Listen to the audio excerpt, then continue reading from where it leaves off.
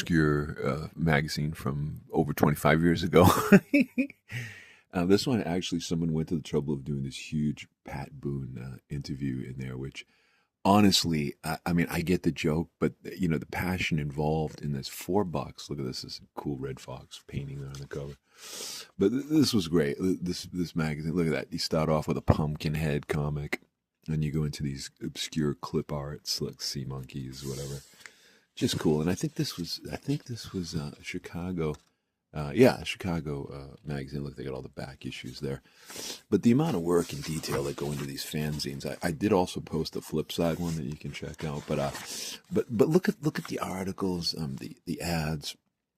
It's just amazing. They have a big feature on Dolomite, which is pretty fun stuff. If you haven't heard it, it's just absurdly obscene. It's just over the top with the vulgarity and stuff, but it's kind of fun. If you've heard some of it, you get some humor out of it. But anyway, yeah, the great ads and everything. And that this is an amazing fanzine because in the back they have the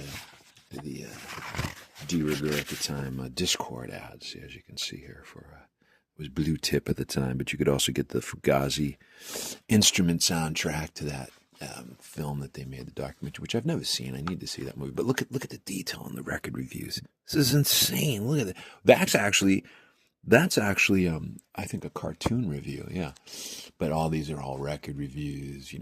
Credible ads. Look at this. We want beer. Pretty funny. And plenty of comics and stuff. These are definitely worth seeking out. You can find them probably in used record stores. There's a great feature on Maceo Parker there, but we haven't even gotten to the meat of this, look at this, a Swamp Dogg article. This is phenomenal. I'm going to be reading this one for sure. Swamp Dogg, there he is, riding the rat on the Rat On album.